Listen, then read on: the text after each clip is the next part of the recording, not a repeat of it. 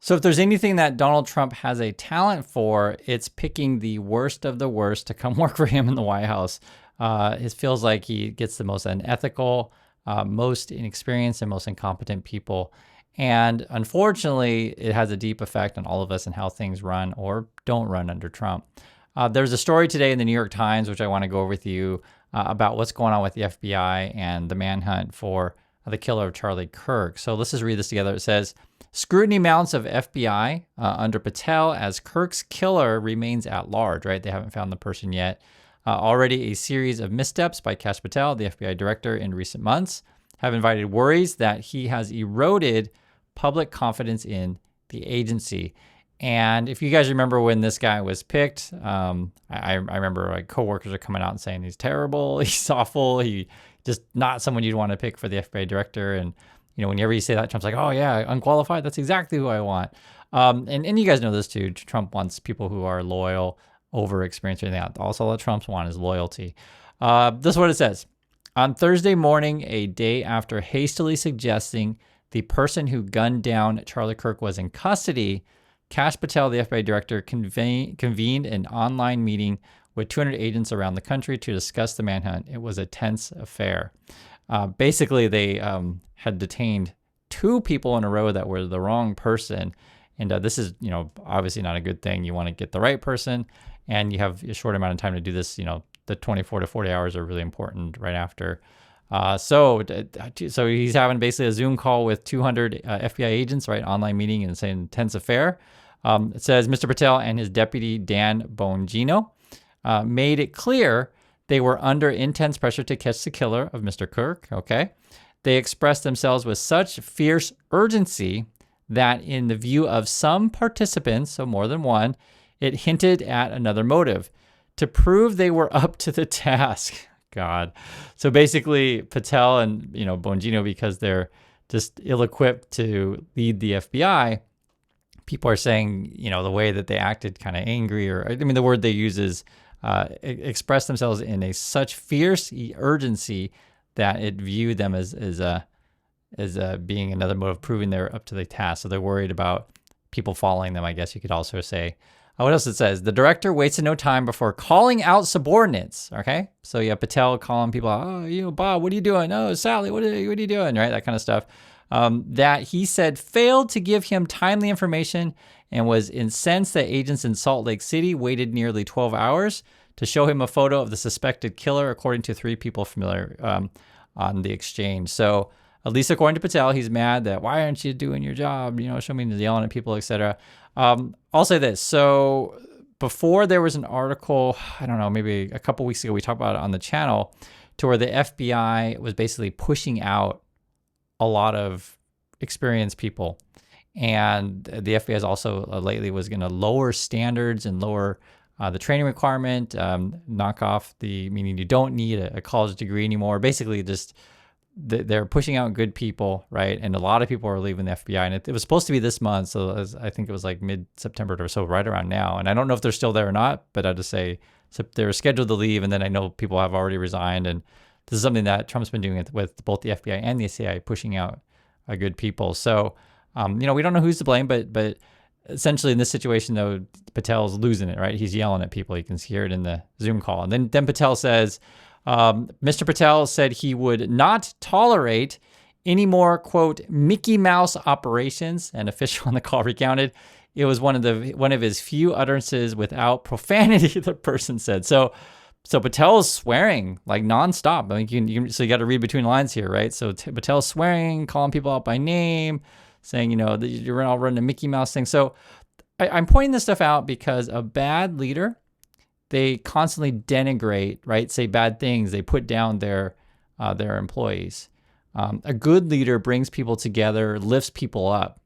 You guys see what I'm saying here? And so this is a good example of like how the Trump people are just awful people. They're just awful people to work with. You can tell it here. You know, just imagine you're doing this on a live Zoom call. So someone's going to record it, right? And so if I find a copy of it, I'll let you guys know if you want to hear Patel swearing, I guess. The killing of Mr. Kirk on Wednesday not only posed a challenge to agents racing to find the shooter. It also represents a grave leadership test for Mr. Patel. His swift pronouncements about the inquiry have revived concerns about his lack of experience, obsession with social media, and purge of some of the Bureau's most experienced investigators, right? See, just the stuff I was talking about, they're reaffirming in the article, because you know when you follow these stories, you kind of know what's going on over there. But these are the people that Trump picks, right? Lack of experience, obsession with social media. That's kind of people that Trump like. Oh, I like all your tweets. You're hired, right? Oh, I like all your memes. You're hired, right? Oh, you look good on camera and you kiss my butt. You're hired. And that's not how you want to, hire people if you want a competent agency. I mean, you can see it in all this stuff and these kind of things that are very public cases. This is probably the biggest case this year with the FBI.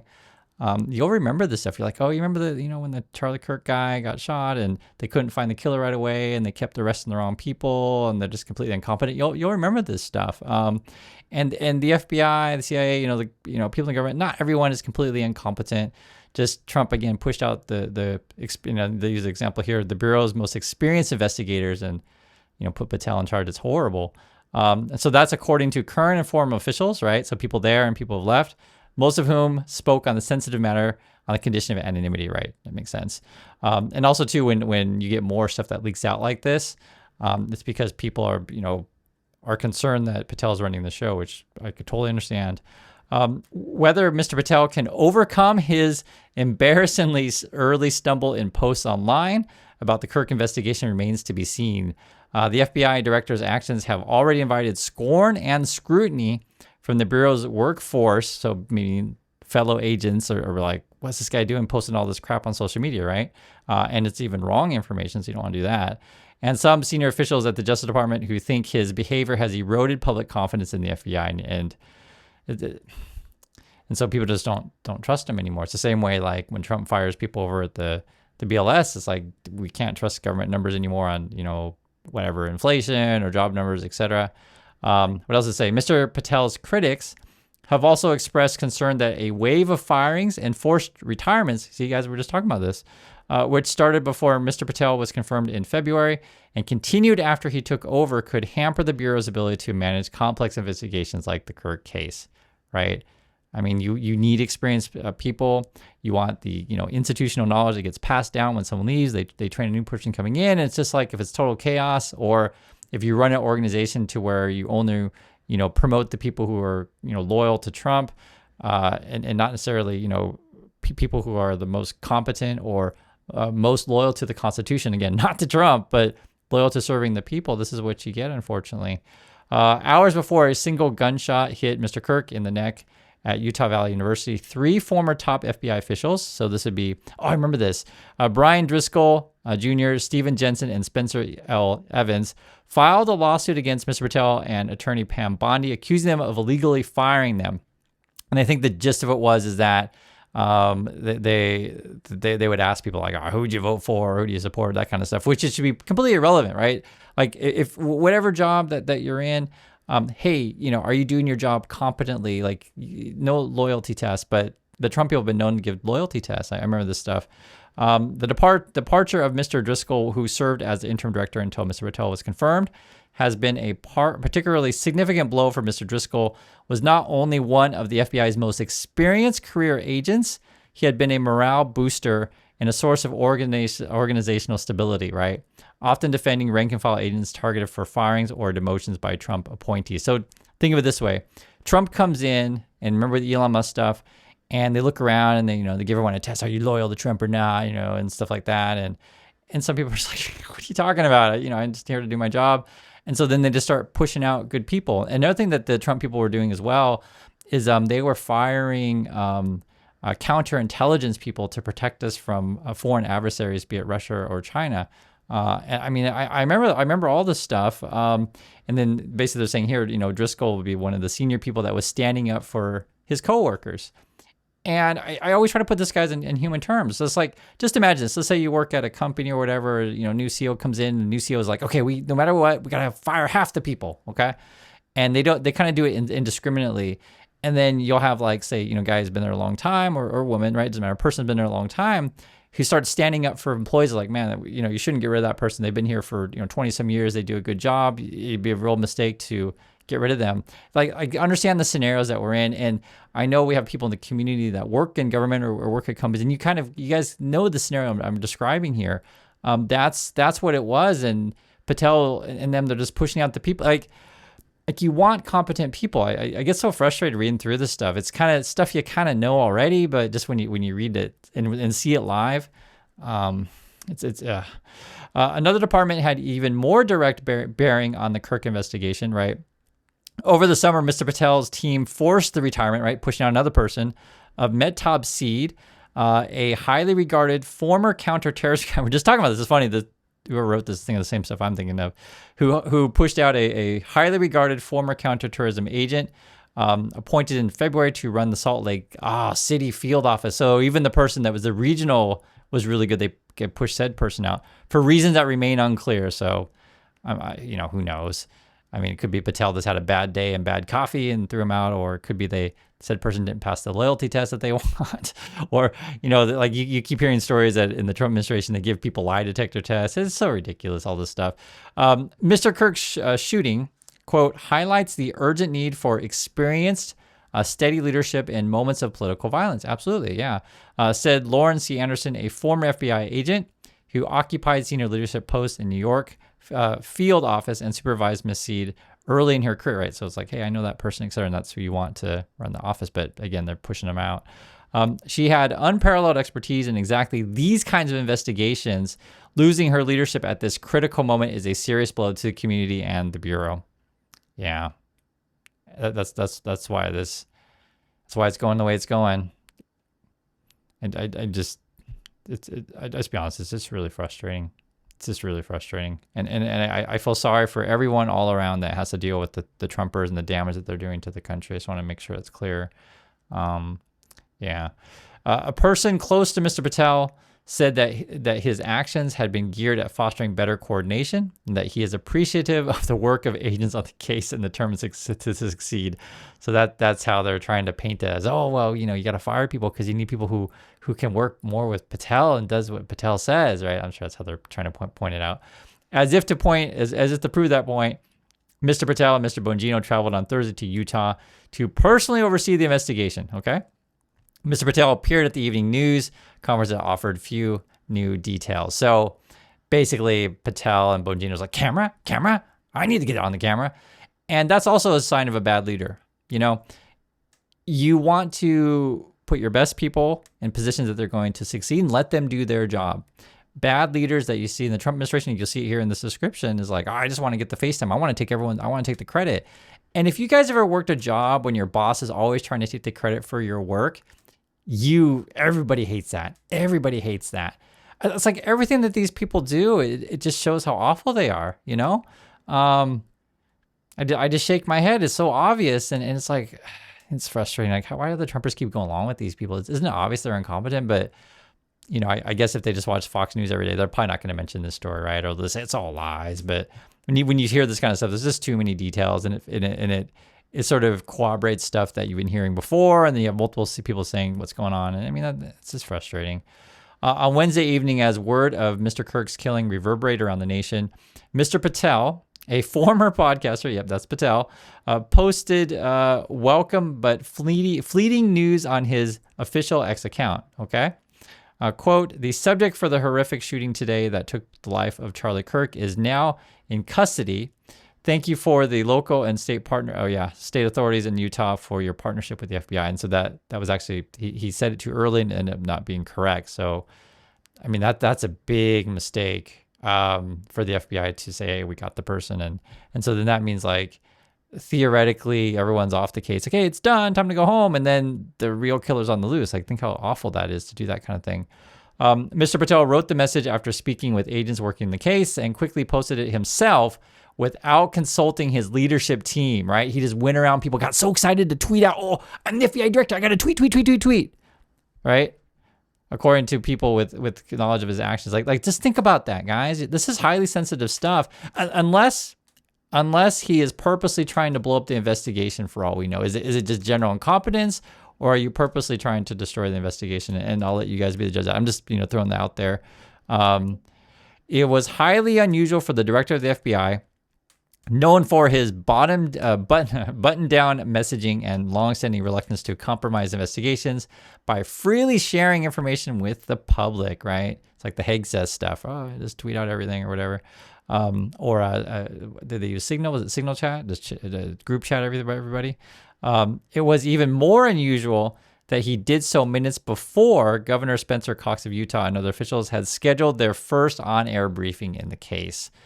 Yeah, so the FBI is tweeting out like this also shows that you're not coordinating with local authorities. I mean, like this is all about, if you want to do a good job, be a team player. It's not always like you have to take the credit all the time. That's how Patel's trying to do it. They're Trumpers.